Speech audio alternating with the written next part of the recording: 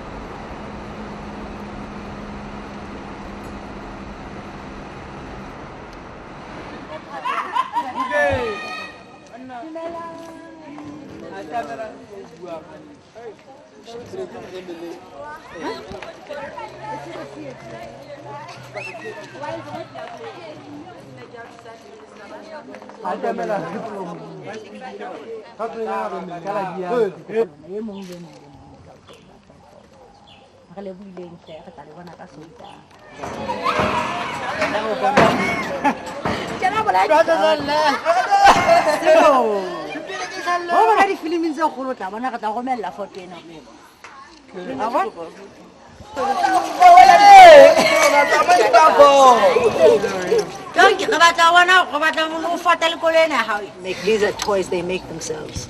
These are tins from cans, and this is wires. And so this is a truck that he made. Can you see it? That one? Most of the time they can do this from that age already.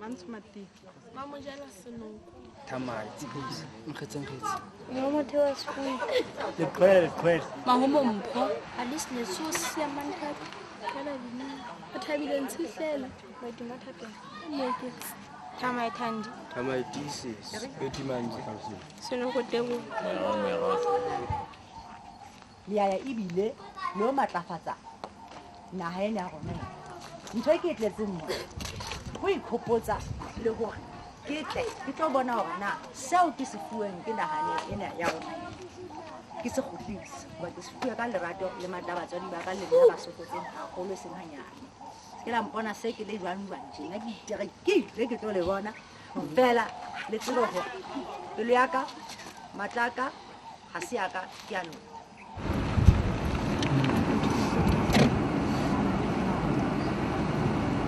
So this is the chief's place.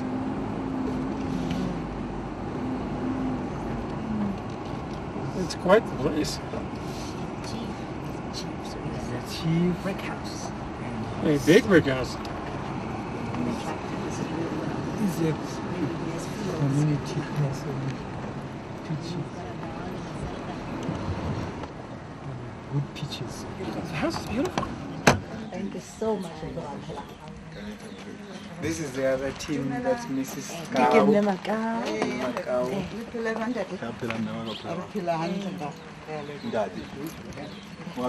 This is the tradition. Let's prepare some good time. Never can be happy. Jani time.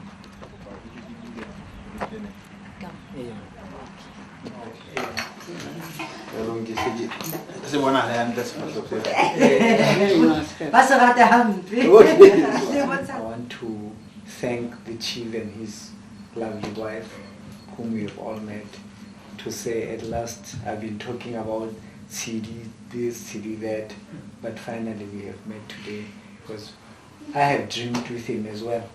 So there's been a lot of dreaming together with the chief, so he will explain himself at a personal level, at community level, and the other areas which I may not have covered. But I think you will hear from him and he will also hear from you. So I think it's an open meeting. We are not yet meeting the community, but we are starting from the chief's place. That's a normal protocol. When you come into a community, you start from the chief, then you go elsewhere. You are introduced by him into the village. Thank you. I think that will be all for now. So I'll hand over to Ntate Morena, the chief, to just maybe in his few words just to welcome us.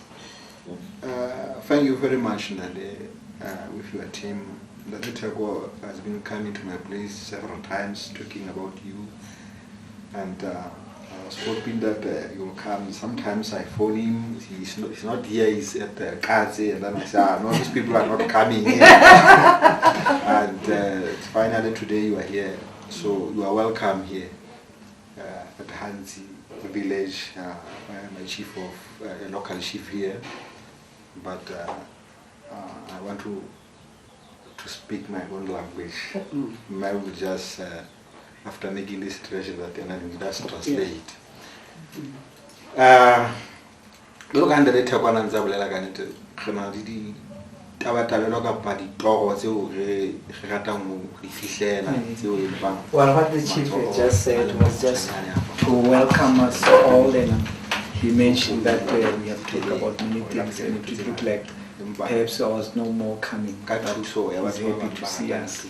But he also talked about the things that they desire to do, and for a very long time there are certain things that they want to do, but they have shortfalls or shortcomings in reaching their goals, and there are lots of problems, of course, and he mentioned the orphans as one of such problems.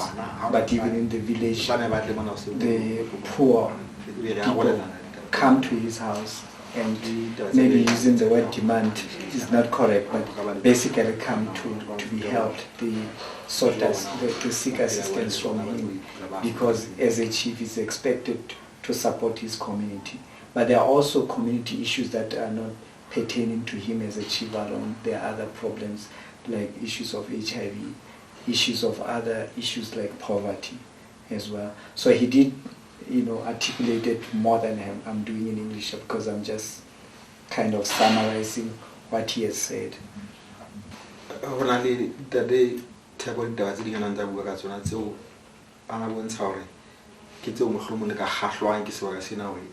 There are issues besides medical issues that may be of interest to us. We talked about many things as dreamers, but I think now that you are here, you will be able to articulate what other areas may be of interest, maybe not particularly for this mission, but you will explain to us what other things you have as of interest, because this is a community and he's looking for the upliftment of the community, and that's many facets. It's not just one facet.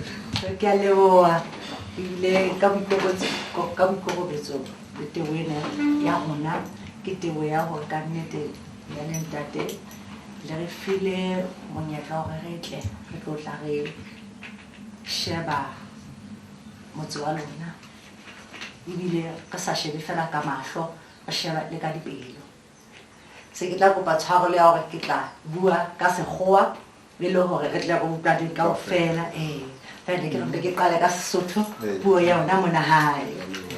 I was saying I'm grateful that we are having the welcome we have, and the very special opportunity it is to have their ear, but most importantly, we come here with our hearts as well to really experience and to learn, to figure out our way forward in being able to find the substance that will guide us as to what to do and how to do, and maybe what it is we might be able to join hands together with. But we're really here to learn above all things. In many ways, I see the world connected, the world beyond our challenges here, because this is the place that gave me my birth. This is the country I was born in. So with that spirit and that in mind, I visited this village a couple of months ago with the guidance of Ndaditeko. By chance, we passed by the village, and I was extremely impressed by a spirit here of how people were really taking it upon themselves. And particularly the experience was to see Memonita's work in the community. Inspired by this, I went back to the United States, to New York, and found that I had better focus on looking at what it is that I wanted to do. There must be a way to do more with what culture and music is. And I feel that somehow there's a way to connect the spirit of culture and the spirit of really doing work that's tangible in a community-oriented way that really benefits others as well in a very, very coherent manner. When Dr. Tabasnik decided to call me and say, Tsidi, it is important that what you want to do, you do properly. Let me guide you for a minute here. Let us speak to people who know what they're doing. He also comes from South Africa, like Dr. Zina Stein, who is based at Columbia University in New York. So the heart of this lady, the heart of Dr. Tabasnik, are the hearts of people who have known our experience, whose hearts are in the soul of this country, including Ambassador Ramayidi, who's in Ireland, and Ambassador Fine Mayema, who is in New York. I just wanted you to know that there are people interested in communities such as this, that are people interested in your pain, in your struggles, in your challenges, but also that there are people who are interested in your power. We are powerful in spirit, we are powerful in culture, and there is so much that we too have to teach the world about who we are as people of Lesotho.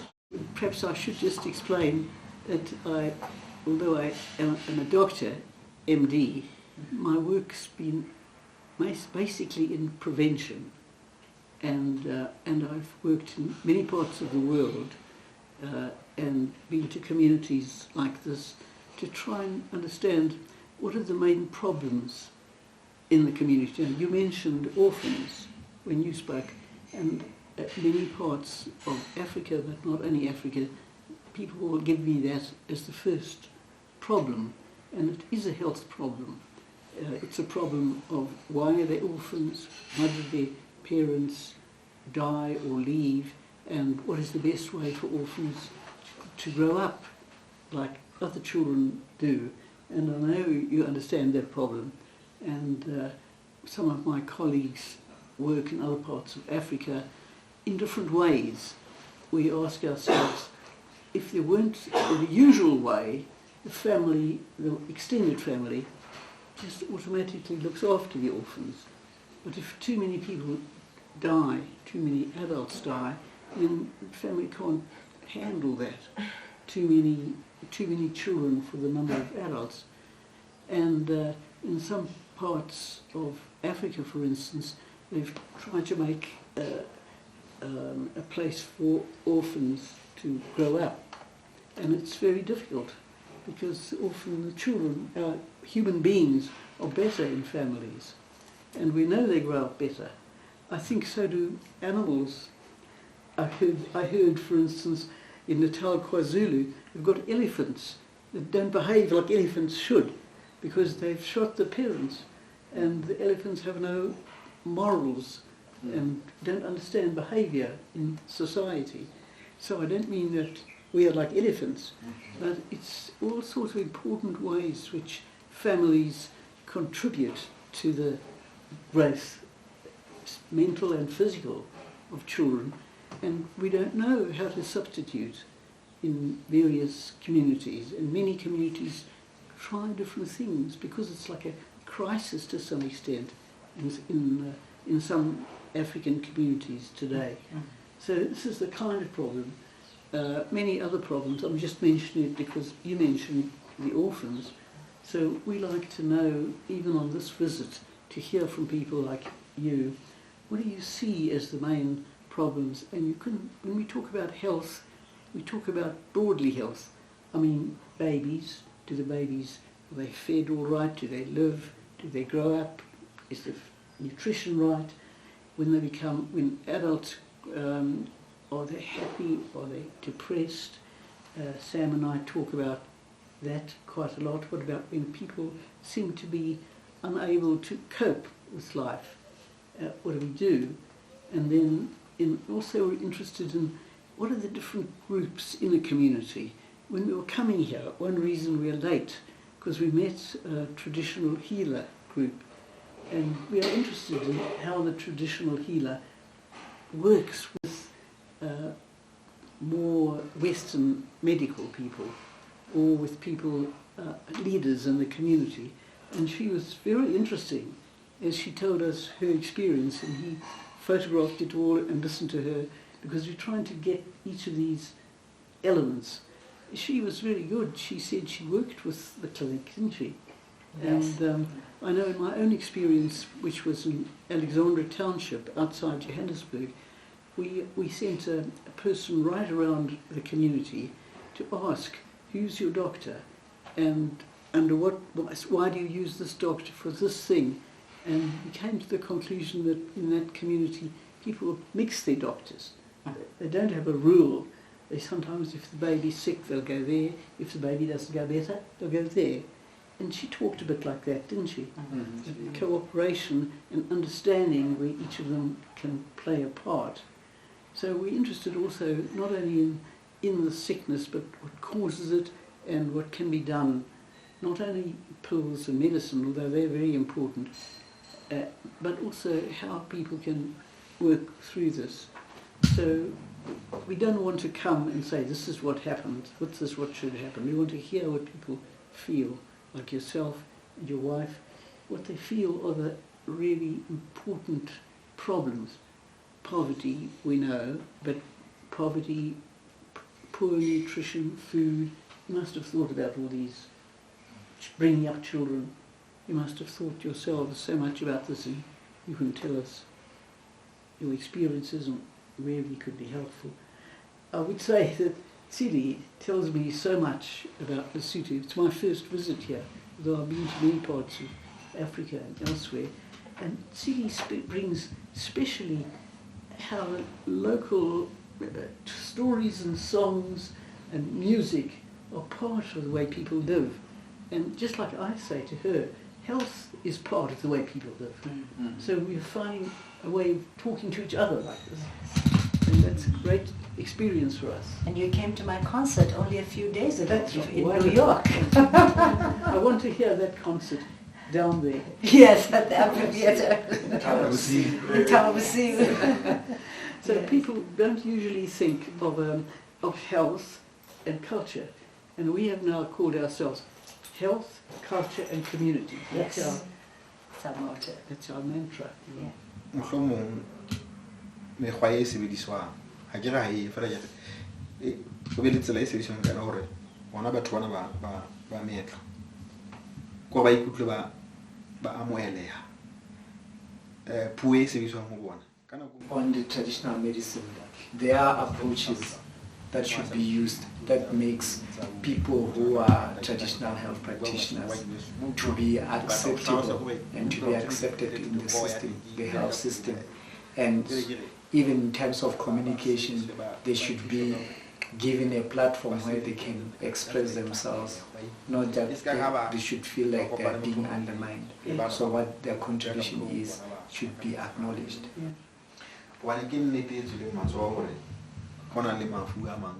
It's a true fact that there are diseases, it's been proven, that you may go to a conventional health care. For 2 years you could be going there, but you may not necessarily get any help.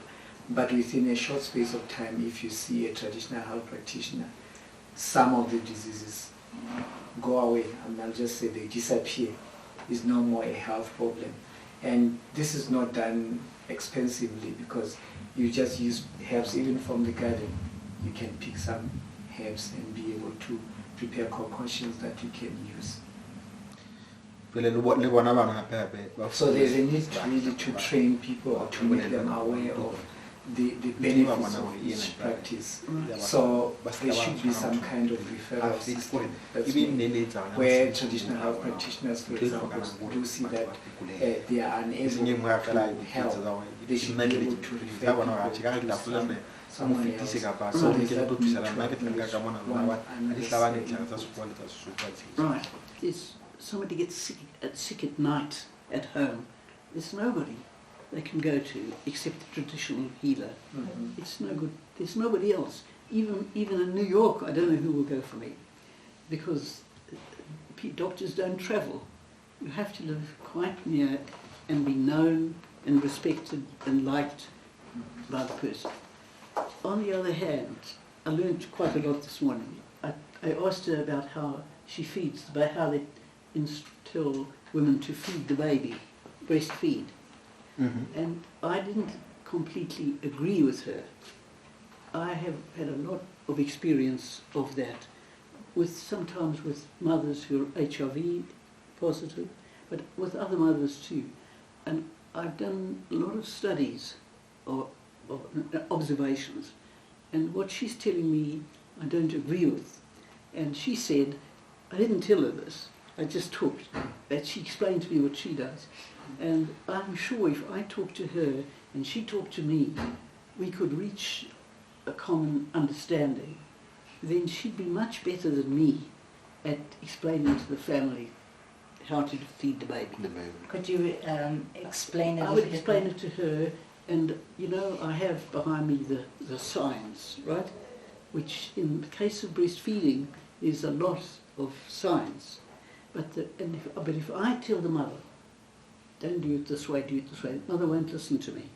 But if the traditional healer tells her, and traditional healer really understands, then we'll get a change at what I'm trying to do. Are you relating what you are talking about to the situation of HIV specifically, or just general? HIV is very important, how to feed the baby. But it's also important for... What you really mean is that... I'll tell you, I'll explain it to you. You're my colleague, right? A little baby is not good at fighting off infection. There's infection in the water, there's infection in the hands, there are germs everywhere. That's why the very best thing for a new baby is nothing except mother's milk. Mother's milk's got everything a baby needs. It's got water, it's got vitamins, it's got calories, everything. And as soon as the mother gives a very small baby something else, it opens up the possibility of infection. Now, that infection does two things. First of all, it gives the baby diarrhea, makes the baby sick, thin, but it also gives more chance of catching the HIV from the mother if the mother is infected. Now, there are many, many studies of this in KwaZulu-Natal, in Kenya, in Uganda, in Zambia, all parts of this part of Africa where this is shown, really, science proves it. Now, the traditional healer also wants the breast, but she wants to give other food. So I would like her to talk to me, to talk to others, so we would reach an understanding of the best. And if I could explain to her, and she would listen to me on this point, she would be much better than me to talk to mothers in the village. What we are highlighting really is dialogue between the two professions. I'll call them two professions. Right. Because also on the one hand, the traditional health practitioners feel that they know what they are doing and they don't need any assistance. Right. But at the same time, people who are trained to work in a particular way, they trust what they've been taught, what has been proven. But there's been a lot of proof around the world to say that alternative medicines or traditional medicine has some form of health. And in fact, in public health, we capitalize on the cultural practices and then just reinforce, like where we have traditional birth attendants, for example. We incorporate some of the conventional ways of doing that, or really just the safety issues and other issues. But they have to work together. Right. Where the problem would be if you try to have a conventional system infused with traditional medicine. Right. That can be a little bit difficult. But Right. if we complement, Right. like we are saying, there are certain things that are not dangerous. Yeah. So it's like placebo. If somebody is given water, it doesn't harm them. Right. But if they feel happy about that psychological, they can be okay. So there is a need to open dialogue and for the understanding and also the change world trends. Right. It changes, such as countries like China, I think mostly countries like Vietnam, Right. those kind of countries, they do use a lot of traditional medicine. They do have a lot of herbs which have been proven scientifically. But on this part of the world, that is Africa, we have a lot of spirituality more than the scientific analysis of the medicinal plants and so forth. Even though we know, we just don't know how much of the quantity of the plant that you are ingesting is helpful. It could be that it's a small part or it's a big part or whatever way, but there is a need to also support one another even scientifically. So the point that you are making, I'm saying, is just highlighting the need to dialogue and capitalize on the things that can help.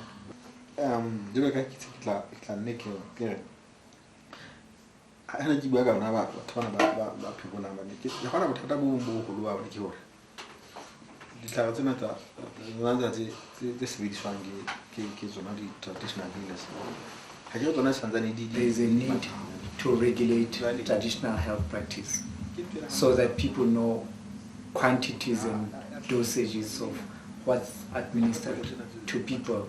Otherwise there is a problem. But traditionally it appears like certain families who had a certain knowledge in traditional medicine, sometimes they do not pass that on to their children, perhaps for fear that they might use it negatively, not in the way that it's expected to do. So there are other traditional practices that he is expressing that may have been used to curtail some of the problems.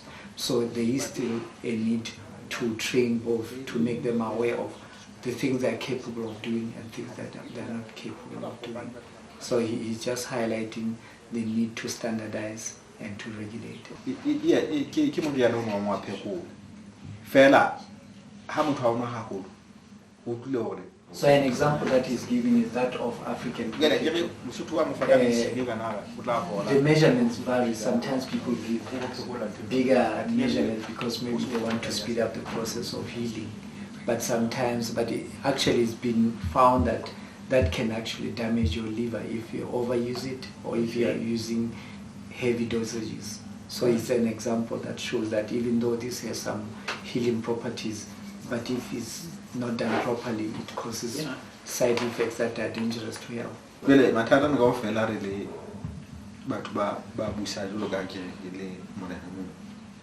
He is saying that there are personal problems that he encounters because of the health problems. For instance, if somebody who is very poor and they could not afford the fees in the hospitals or clinics, they'll come to him here and he will sometimes on their behalf ask Memonica to help them.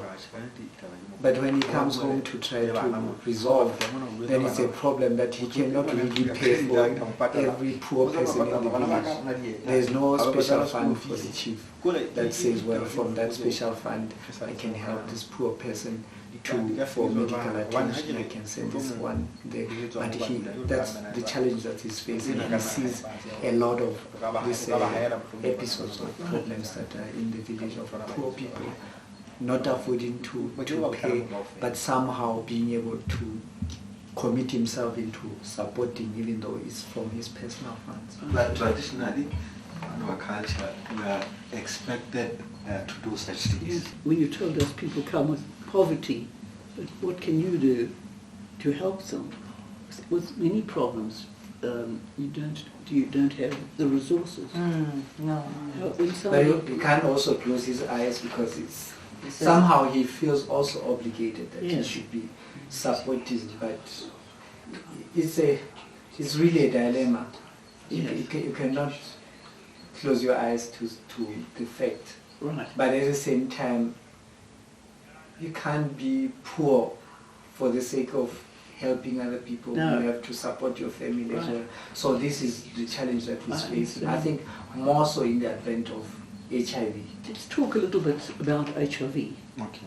Because for the TB and HIV, for the traditional healer, there isn't a long experience that's been inherited because they're new diseases. HIV is a new disease. 20 years, it has never been among people before that. So it's a new disease.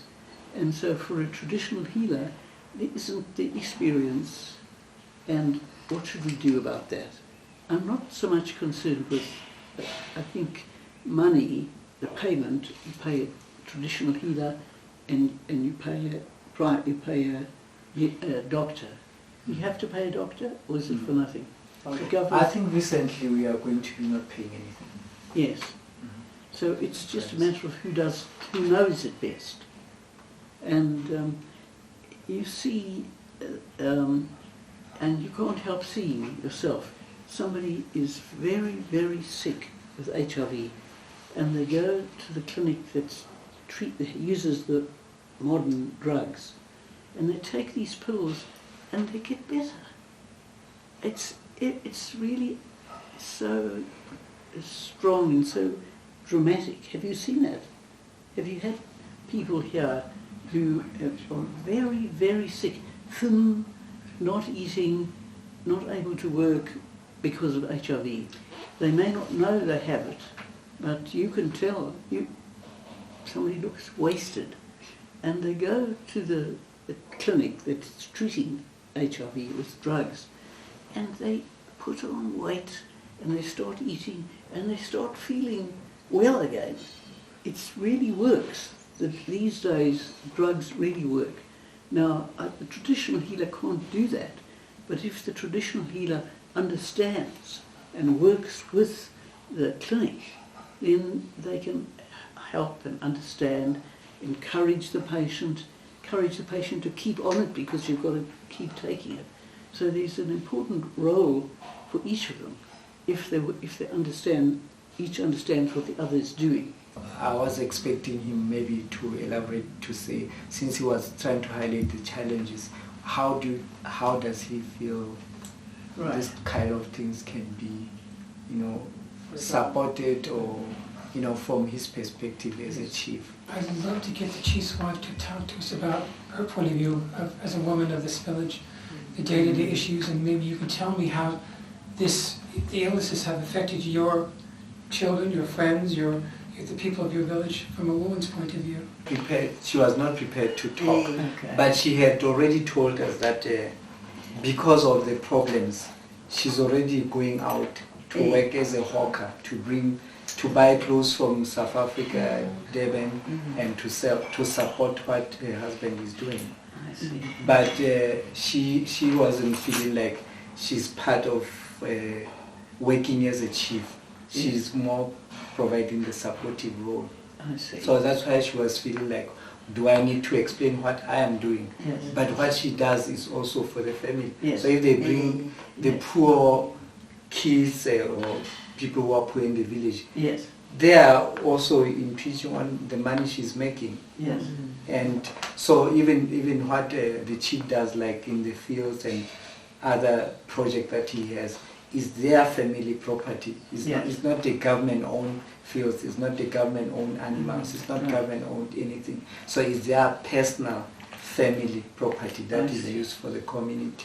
Yes. So I think that's why it was just kind of amusing her that she has to talk relating that to HIV, but in an indirect way she is doing a lot of things. Right. I think even though our mothers sometimes may not talk a lot